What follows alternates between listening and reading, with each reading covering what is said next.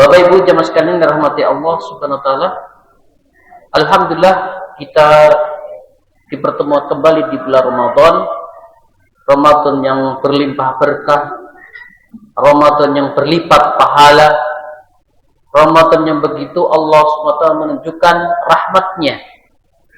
Sehingga pada malam hari kita masih diberikan kemudahan, kesempatan untuk sholat isya, sholat tarawih, dan sholat witir berjamaah. Maka kita berharap dengan kesungguhan kita di bulan Ramadan tahun ini tuntas selesai bulan Ramadan dengan ampunan dari Allah Subhanahu wa taala. Amin ya rabbal alamin. Maka kita terus mohon pada Allah hidayah, petunjuk agar amal saleh, agar ketaatan yang kita rencanakan di bulan Ramadan ini berjalan dengan baik, dengan lancar, sehingga betul-betul kita tergolong orang-orang yang bertakwa. Ya ayyuhalladzina amanu kutiba alaikumus syiyamu kama kutiba alal ladzina min qablikum la'allakum tattaqun. Pada kesempatan yang berbahagia ini sedikit sama-sama mengingatkan, sama-sama saling memotivasi bahwa Ramadan di antara adalah peluang ampunan. Dan sampai Rasulullah SAW dalam sabdanya, rahima anfun rajulin dawala ali Ramadan summan salaha qabla ayyufarlahu. Sungguh merugi seorang yang masuk Ramadan, lalu Ramadan berlalu, Ramadan selesai, tapi dia belum diampuni oleh Allah Subhanahu wa taala. Maka kita di bulan Ramadan dianjurkan untuk memaksimalkan istighfar kita kepada Allah Subhanahu wa taala. Di bulan Ramadan ditekankan untuk banyak-banyak minta ampun kepada Allah Subhanahu wa taala. Sekalipun secara khusus keutamaan bulan Ramadan di dalamnya berpuasa, yakni ghufira lahu ma taqaddama min dambi, diampuni yang telah lalu. Orang beriman tentu akan memanfaatkan dengan sebaik-baiknya bulan Ramadan. Bisa jadi ada dosa-dosa yang belum sempat dia istighfar, atau banyak dosa-dosa yang tidak dia sengaja, atau mungkin ada orang-orang yang sebelumnya belum maksimal beribadah kepada Allah SWT, atau bahkan belum mau mendekat kepada Allah SWT, dan di Ramadan ini dimudahkan untuk taat. Maka istighfar adalah jalan terbaik untuknya mendekat diri kepada Allah Subhanahu wa taala. Maka kita ketika dimudahkan untuk istighfar, itulah hidayah Allah Subhanahu wa taala. Ada kaidah, ada poin penting yang mesti kita ketahui berkaitan dengan istighfar. Yang pertama, istighfar adalah perintah Allah Subhanahu wa taala. Di dalam firman-Nya, "Wastaghfirullaha innallaha ghafurur rahim." Dan mohonlah ampun kepada Allah, sungguh Allah Maha Pengampun lagi Maha Penyayang. Maka di sini Rasulullah SAW bersabda, "Ya ayyuhan nas tubu ilallah fa inni atubu ilaihi fil yaum mi'ata marrah." Wahai manusia, bertobatlah kepada Allah, karena sungguh aku bertobat kepadanya dalam sehari 100 kali. Dan ada kisah menarik jamaah sekalian, Bapak Ibu yang dirahmati Allah Subhanahu wa taala, di dalam Riyadhus Shalihin ada seorang yang sudah membunuh 100 orang, diampuni oleh Allah Subhanahu wa taala. Maka bisa dikatakan sebejat-bejatnya manusia, ya istilah kita sembeling-belingnya manusia, tetap diberi kesempatan oleh Allah untuk bertobat. Allah tidak menghalang-halangi hambanya sekalipun dosanya seluas lautan, seluas langit, sebesar gunung-gunung yang ada di bumi ini. Allah tidak akan menghalangi hambanya ketika ingin bertobat kepada Allah Subhanahu wa taala. Tidak ada dosa yang tidak diampuni oleh Allah Subhanahu wa taala selama dia masih diberi umur. Ya, dosa berzina, dosa minum minuman khamar, bahkan dosa membunuh, bahkan dosa menyekutukan Allah diampuni oleh Allah selama nyawa belum ada di tenggorokannya. Itulah maha luasnya Allah Subhanahu wa taala. Maka dalam sebuah riwayat Allah menyediakan waktu malam untuk bertobat bagi hambanya yang berdosa di siang hari. Dan Allah menyediakan waktu siang hari untuk hambanya yang bertobat ketika hambanya berdosa di malam hari. Maka sekali lagi bahwa tidak ada dosa yang tidak diampuni oleh Allah, sekalipun dosa berzina, mencuri, minum khamr, bahkan sebesar-besar dosa menyekutukan Allah, tetap Allah ampuni selama dia masih memiliki kesempatan, masih hidup di dalam dunia. Dan Allah tidak pernah menghalangi hambanya untuk bertobat, tidak pernah menghalangi hambanya untuk berbuat kebaikan, dan dia memperbaiki dirinya. Maka kata ulama, Ibnu Katsir beliau mengatakan, ayat-ayat istighfar menunjukkan luasnya rahmat Allah Subhanahu wa taala dan bahwa pintu ampunan selalu terbuka sebelum maut datang menjemputnya. Maka berbahagialah Bapak Ibu yang dirahmati Allah Subhanahu wa taala, di kesempatan kita bertemu bulan Ramadan maksimalkan istighfar kepada Allah Subhanahu wa taala. Tahun lalu mungkin disinggung bahwa bisa jadi tahun ini adalah Ramadan terakhir. Siapa sangka bahwa orang yang telah lebih dulu meninggalkan kita dulu diingatkan dengan peringatan tersebut, bahwa Ramadan tahun kemarin adalah Ramadan terakhirnya, dan tahun ini bisa jadi adalah Ramadan terakhir kita. Yang tahun depan siapa sangka Ramadan ini adalah Ramadan terakhir kita.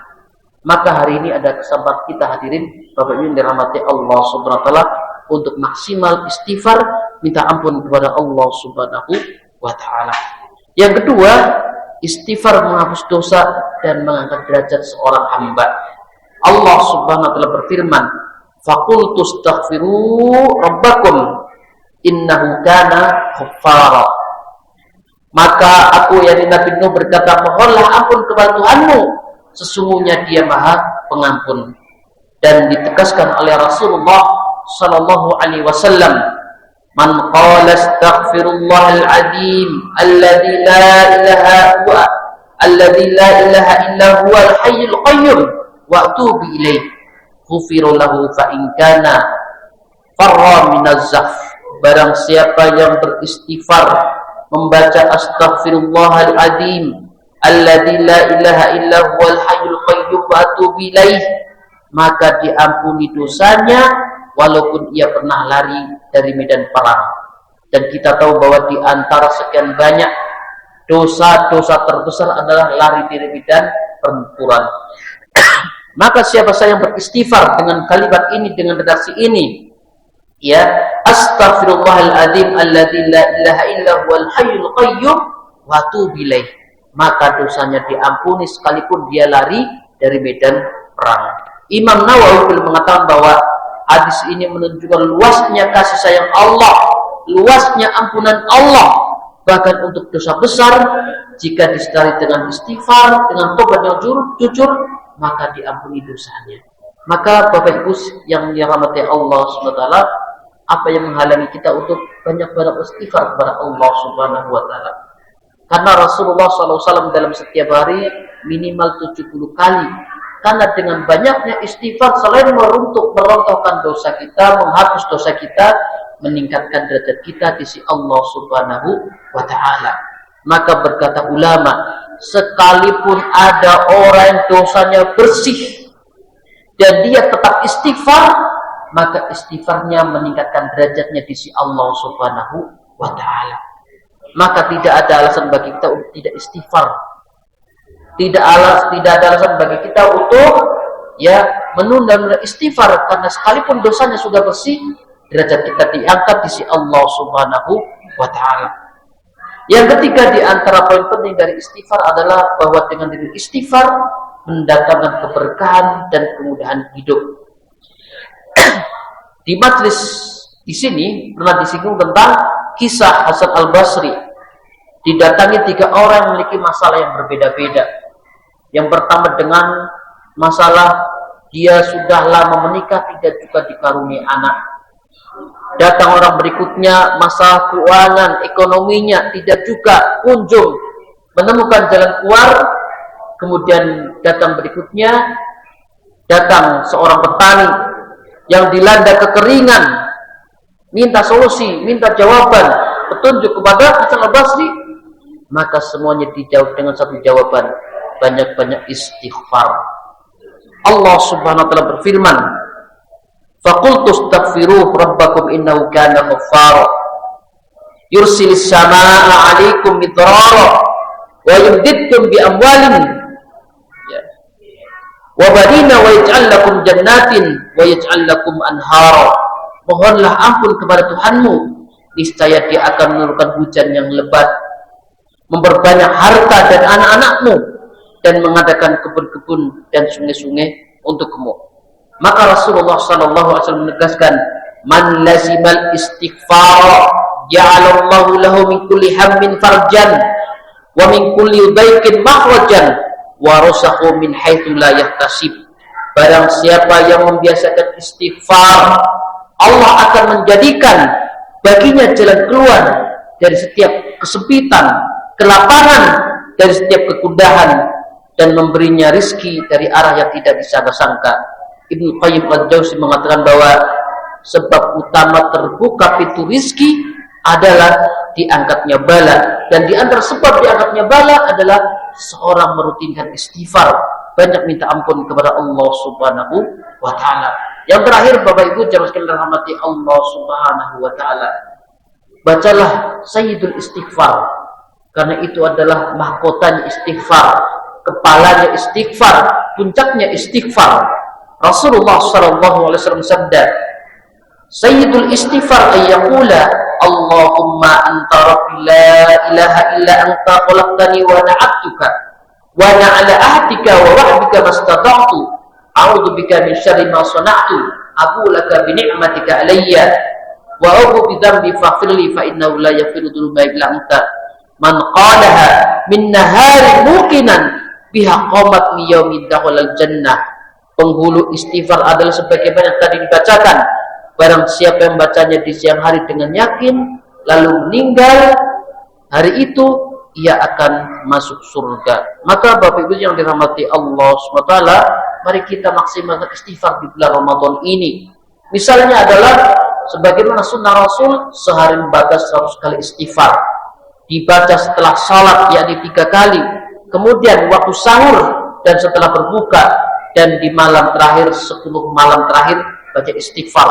Maka wabil asharikum yastaghfirun, dan di waktu sahur mereka beristighfar. Ya, di ketika sahur sambil menunggu waktu azan kita minta ampun kepada Allah Subhanahu wa Ta'ala. Dan kata ulama, sebaik-baik waktu untuk istighfar adalah wabil asharikum yastaghfirun, dan di waktu sahur mereka minta ampun kepada Allah Subhanahu wa Ta'ala. Semoga Allah Subhanahu wa Ta'ala menjadikan kita Ramadan terbaik, Ramadan berkualitas, dan menjadikan kita Ramadan ini tuntas, selesai pada Ramadan bersih dari dosa-dosanya. Amin ya rabbal alamin. Aqulu qouli hadza astaghfirullah innahu huwal ghafurur rahim. Wassalamualaikum warahmatullahi wabarakatuh.